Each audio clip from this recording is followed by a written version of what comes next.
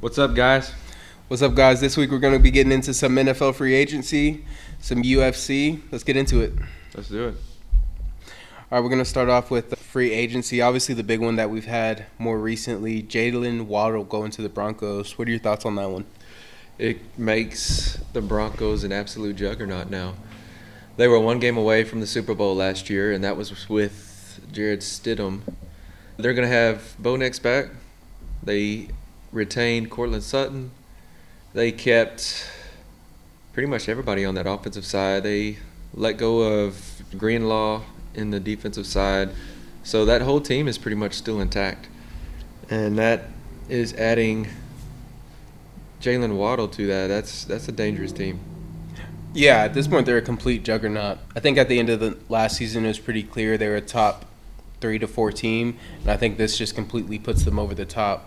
Jalen Waddle, he brings a completely different dynamic to the Broncos game, being able to make so many big plays in open space. So I think that's definitely going to take him to the next level, and just what Sean Payton's been able to do, not only with the big players he has there now, but when he first got there, and just completely turn the culture around, and then it gives your ownership confidence to be able to make big moves like this. So I think this all stems from what he's been doing, what he's been able to put in play there as a head coach in this short amount of time, and it's just super impressive.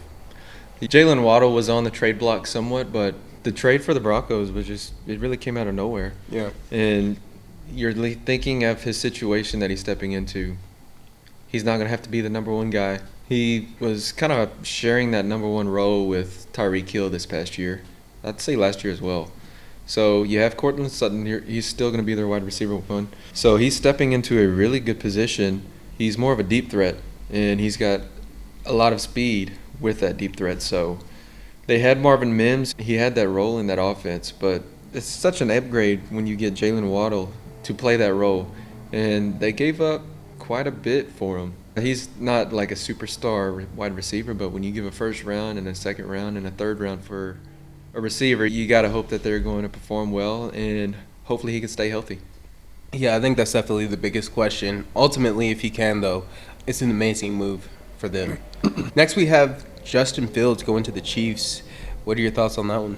Still wondering what that means for Patrick Mahomes. Is he going to be missing a lot more time? Is he going to be missing the entire season? I know that sounds crazy to think Patrick Mahomes missing a whole season with Kansas City, especially with what he's done for that whole organization and how the fans of Kansas City they're behind their guy in Patty Mahomes. They lost Gardner Minshew. He went to the Cardinals. So they needed a backup that has proven himself sometimes in the NFL. And I think he's a very reliable backup quarterback. He might be the cream of the crop, and if we're talking about backup quarterbacks. But how does he look in that offense? If anybody can change the quarterback, hopefully it's Andy Reid and Eric Bieniemy, the offensive coordinator. I think that's a good organization for him to go to. He can help them win some games early on in the season, but you got to wonder this spells more for me. What is up with Patrick Mahomes? Yeah, for sure. I think all around consensus is he's going to miss some time. So this was an incredibly smart move by the Chiefs organization. He's definitely going to be a serviceable quarterback for the time that they're going to be using him, especially with Travis Kelce coming back. You got a vet coming back. Some of the moves they've made this season, I don't know how competitive they're going to be, especially for the time that Patrick Mahomes is off the field. But this is definitely going to give the fans something to watch, something to look forward to, and it definitely has more hope for the Chiefs season than what they had before he was over there. So it was definitely a smart move. Yeah, and it'll be fun to see what he'll be like with Kenneth Walker in the backfield too. Mm-hmm. He had Breece Hall last year, but he wasn't really given anything else outside of that with the Jets and their organization because that is just a crapshoot. So him going to the Chiefs, it can boost his stock. Definitely. Next we got Panthers signed Jalen Phillips. This was obviously one of the bigger moves of free agency. I think it was a great move. The Panthers made a couple moves, one for an O-lineman. I think they honestly should spend a lot more time on the offensive line and bolstering that, but you cannot go wrong. An edge player that can really make a difference on the opposite side of the ball. So I think that one was great.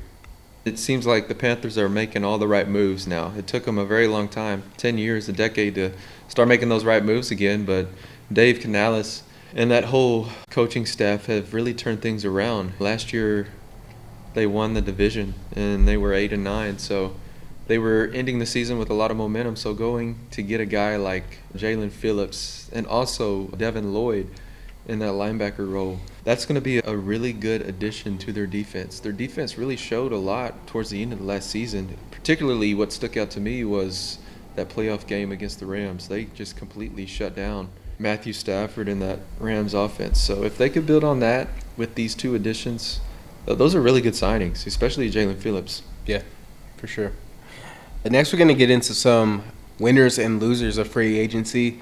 I think we're going to go ahead and take one. I'll take the loser, you take the winner. Let's go ahead and give us your winner. So I got to do this as a Texans fan. Just met a former Texans player today, so that was pretty awesome. But my number one is Texans. They're one of my winners for this free agency season. So you go into the free agency for Texans. What do we need? We need offensive line help. How did we start free agency? By getting rid of the offensive linemen that we did have. And some Texans fans are freaking out. Oh my gosh, we had the worst offensive line in the NFL, and now we're getting rid of them. Now our offensive line is even worse because we have nobody. And I talked about this a few weeks ago, but Nick Caserio's making all the right moves. He's always thinking ahead. He's not afraid to take risks, and he's taking risks. He heard the fans and the organization. He knows what he needs to do to get his team to the Super Bowl and help C.J. Stroud's development. So we went and got Braden Smith from the Colts. He's going to be a very good offensive lineman for us and what we want to do in protecting C.J. Stroud. Then we went and got Reed Blankenship from the Eagles to bolster our safety position, which initial reactions were like, dang, why did we go and make a big splash on the defensive side? But if our defense is one of the best in the league and it's our strength, why not just keep it our strength, Right. And add some to it? Because if we did have a weakness last season on the defensive side, it would have been potentially a linebacker, but more so safety because it was super thin with injuries and whatnot. So we had that, and then we had way at the beginning, even before free agency, Monty came. Some call him Knuckles. Other called him, Cheeks or Ass? One of those two. Right. But he's someone that we need. He's a power back, and I think he's going to partner well with our rookie running back, Woody Marks. So I'm excited for that one, man. And then on the defensive side, interior defensive lineman, we brought in Hall. He's kind of a rotational player from the Tampa Bay Buccaneers, but I think he's going to be fine with us. And then the last one that just happened a couple days ago was Wyatt Teller, another offensive guard from the Browns. He's 31 years old. He's kind of declining a little bit, but he's still much better than what we have had the past several years. So I'm excited for those several signings, and that's already setting us up for a lot of success for the upcoming draft. That's my first winner. Yeah, I think we talked about this in the last show. They made a bunch of amazing adjustments, moves, and upgrades. And at the same time, I think it just tees it up perfectly for C.J. Stroud to be in a do-or-die season. So they're making all this amazing moves, getting him a lot of proper help, even on the opposite side of the ball where they're already amazing. And then he absolutely has no excuse this season. So with what they've done, I think you can clearly say the Texans have put C.J. Stroud in the organization in a perfect spot to win. And this is really going to be an important season for C.J. Stroud. And it's going to be an exciting one, too, because honestly, you have one of the best shots in the NFL to really make it to the promised land there. So it's going to be very exciting. Now we're going to get into the loser of free agency. This one might be a little more controversial, but I'm definitely going with the Cowboys for the loser of free agency. They made some definite upgrades on the defensive line. They also lost some pieces on the defensive line like Osa Odigizua, Solomon Thomas, which are really great pieces. I definitely didn't understand that part. Obviously, they're moving to a different defense. That's why they made those moves. They signed Rashawn Gary. They franchised George Pickens, which I know counts as a free agency move as well. And those are going to be the big moves that they're going to tout and present to the fan base and to the national media. Like, hey, we made these moves, but at the end of the day, this is nothing different from what we've saw for the last 25 years. They're going to do just enough to make, I don't even want to say a splash, maybe, I don't know, not a splash. Yeah. Just enough to get fans engaged, get people talking about them, and ultimately what are you going to get is going to be dang near the same product we got last year. George Pickens being touted as a top free agency move for the Cowboys. He was on the team last year. We saw what he's done, what he's brought to the team. So how is that going to elevate our team from the product that we got last year? I 100% agree we should have franchise tagged him again, but there should have been multiple moves on top of that. And not necessarily on the offensive side, because I think we can safely say that they're pretty strong, if not overpowered. Definitely one of the best offensives in the NFL at this point.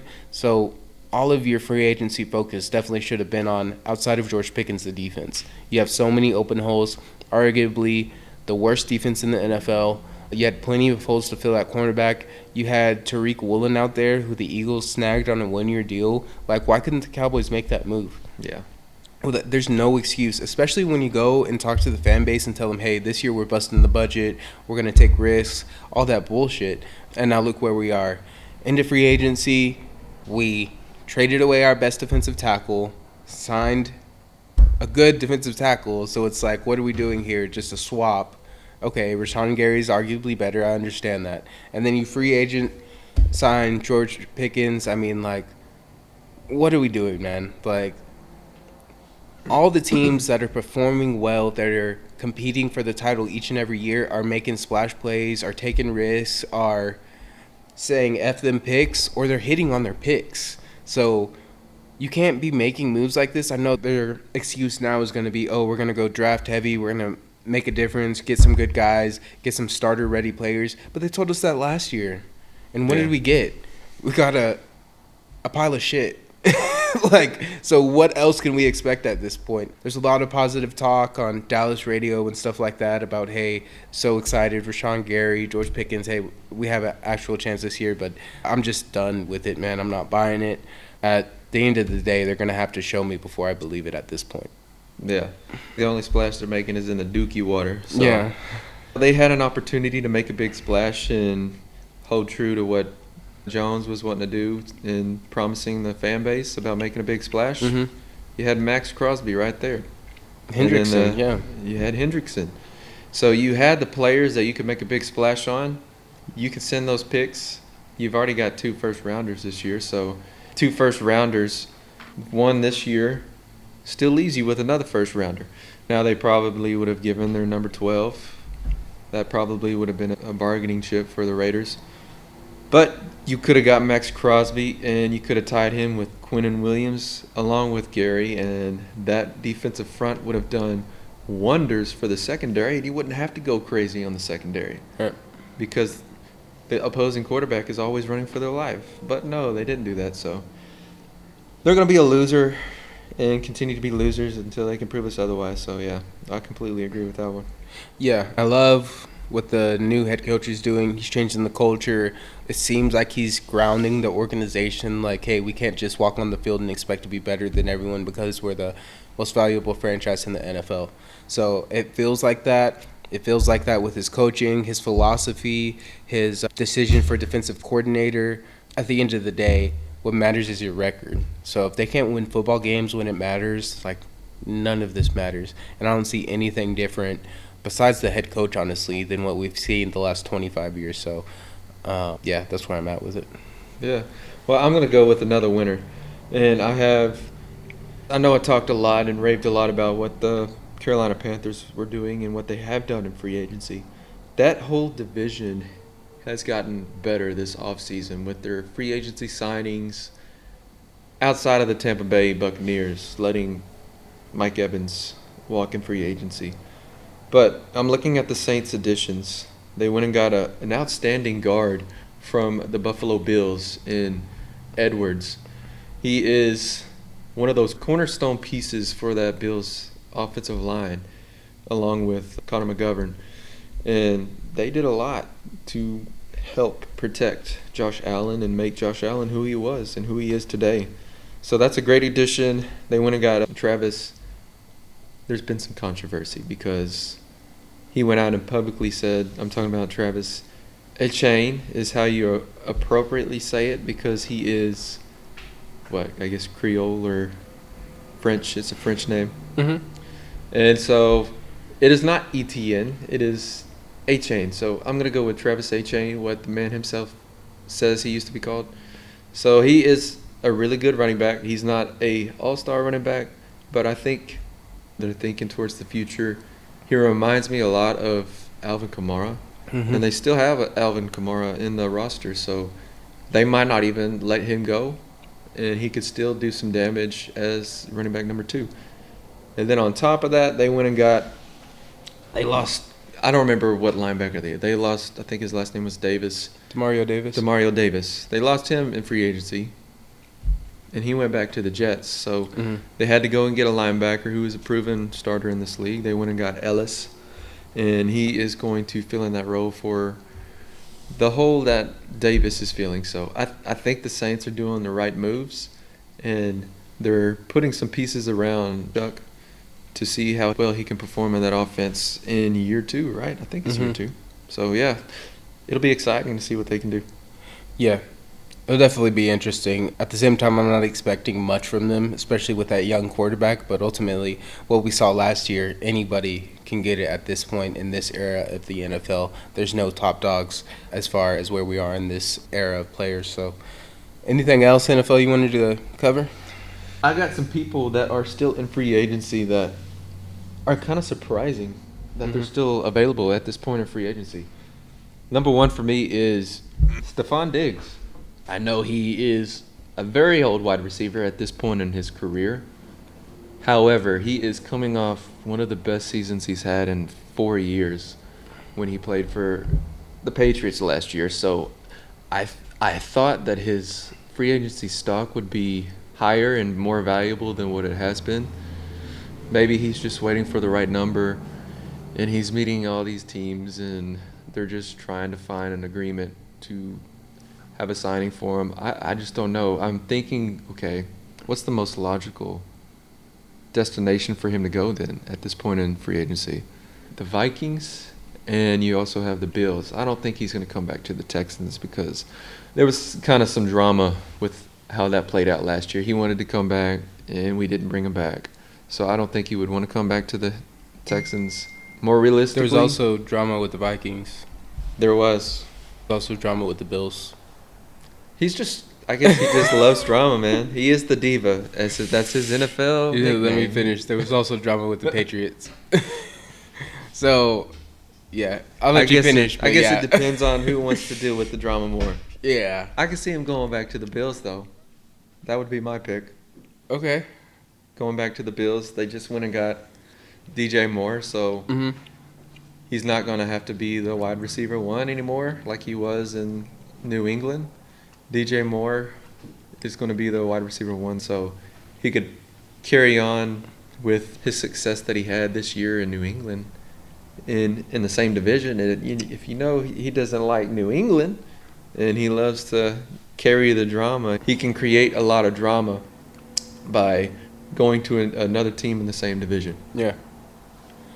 Yeah, it sounds good. I think, like what we were alluding to, a lot of him still being on the market as a productive receiver, a valuable piece for any team who's really in contention or fighting to be in contention, is the type of attention he attracts. I mean, I'm not saying he does it on purpose, but when we're talking about last year alone, getting caught on a boat handing out peak substance, which is known as like Tusi, to women on a boat, and I know this shouldn't matter for the NFL part of it, but he's got 2 women pregnant at the same time, and then he's got Cardi B at the Super Bowl, like fighting and cheering against him and stuff like that. It's just like not the type of attention you want on your team. You know what I mean? Yeah. And so, especially he was productive, he's going to want to be paid as such, and teams are going to want to discount because of what the negative side that he brings. So I'm sure he's going to be on the team, right? He's a good piece, but at the same time, it's going to be a team who's willing to put up with that and who's going to expect stuff like that to occur and are willing to overlook that type of thing. Probably not the Bills then. Definitely for teams trying to turn around a culture and get a handle on things, I definitely wouldn't recommend it for them. But for teams who have an established winning culture, and they typically have better arrangements with players like this. So like the Rams, the Broncos, somewhere where he could go in. I think that's why it's so valuable, why he was doing good in New England, because it was a structured environment. Mike Vrabel, he's got those guys on lock.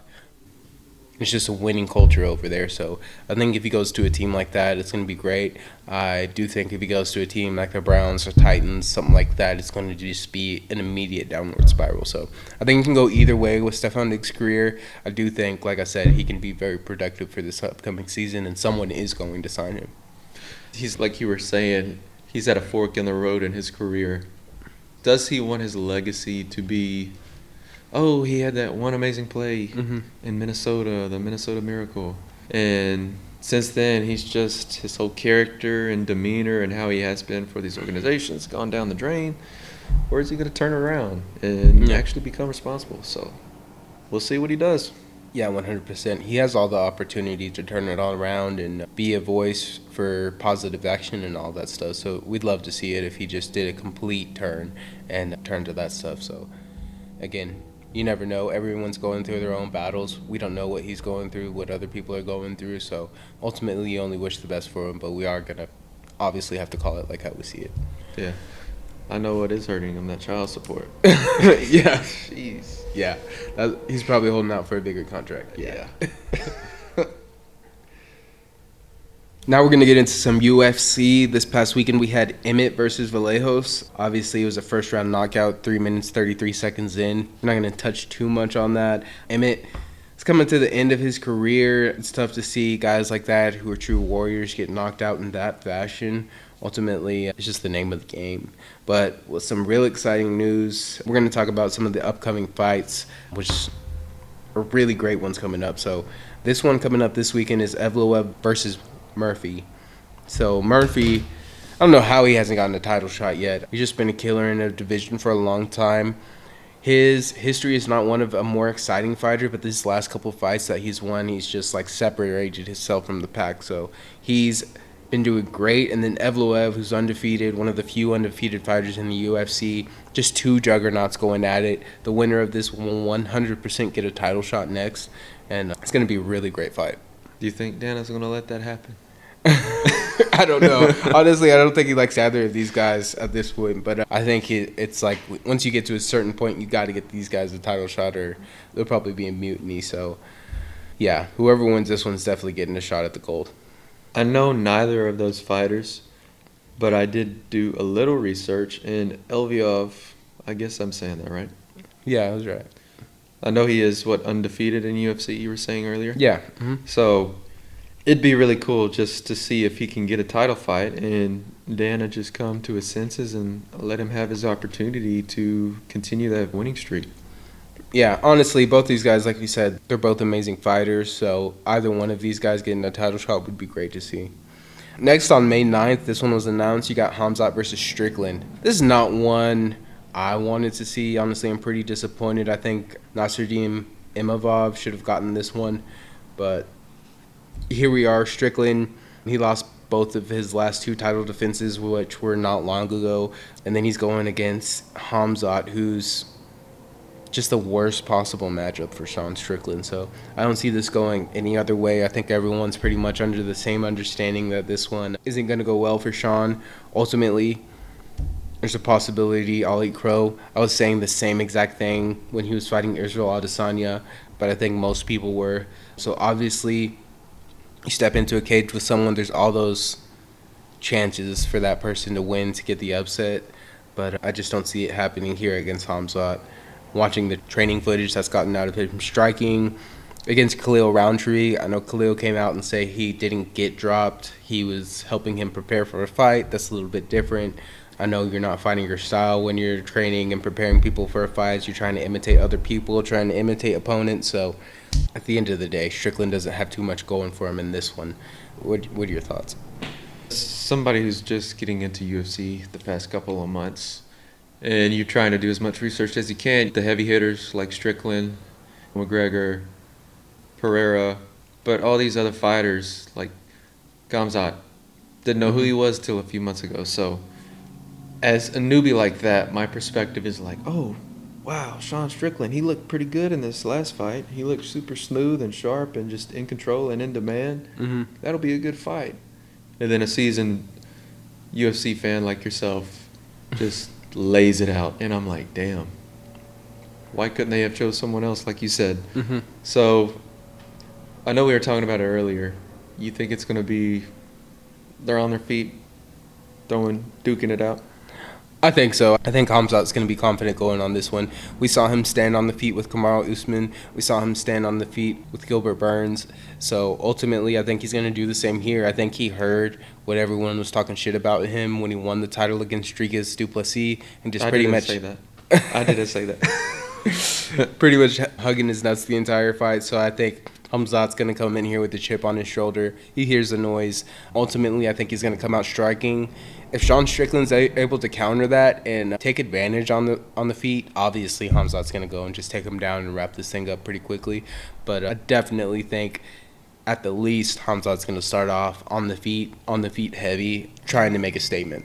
That would be a great fight if they're fighting on the feet, man.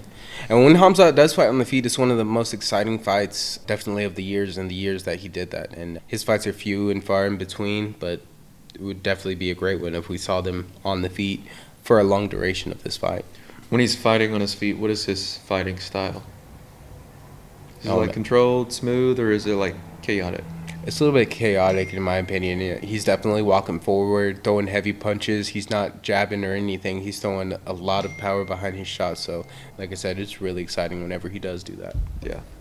Next big UFC news, we had Alex Pereira announcement that he signed an 8-fight UFC extension, which is super surprising. I thought this guy, obviously, he's going to have a couple more fights at heavyweight. I thought maybe 3 or 4 max. This guy's 38 years old. Obviously, age is just a number for him. Signing an 8-fight contract, do I think he's going to fulfill that contract? No. I think it's more realistically 5 to 6 more fights, and he just doesn't fight out the entirety of the contract. But you never know. You get enough success that can push you forward. We've talked about it in the past that the heavyweight division, those guys can fight well into their 40s and at a high level as well. Time has shown that. And I think these guys are only getting better as the time goes. So that's definitely going to be exciting to see. This guy was fighting at middleweight, and he is now fighting at heavyweight. It's just insane. You don't see it commonly. Jared Cannonier is some guy that did it in the opposite fashion, fighting at heavyweight and then moving down to middleweight. But this is just crazy. 38 years old, 8-fight extension. He's not going anywhere.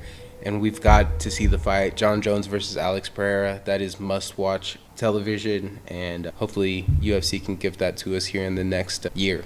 Yeah, they blue balled us on the White House card. 100%. So, do you think if that fight was to come to fruition that it would happen later this year, or would it be a year or two down the road?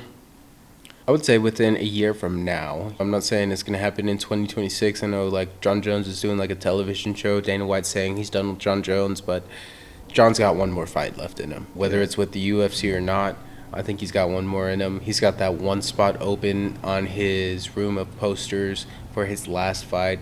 And he said publicly that he wants that Alex Pereira fight, that legacy fight. I do think it's a way better matchup for him than Tom Aspinall. But I wouldn't be mad at either one. Tom Aspinall versus Jon Jones, Alex Pereira versus Jon Jones. I'd be happy with either. What if we got all of those fights? That's how you know you're a new UFC fan, because Jon Jones is not fighting both those guys. At his age, I'd definitely say he has one left in him. But again, we've seen crazier things. Some of these legends, most of them are fighting well past when they should be. You don't think Jon Jones is going to be one of those guys, but you never know. How old is he? I think he's 38, 39 right now, man. Yeah. We can definitely double check that. So he's still the same age as Alex?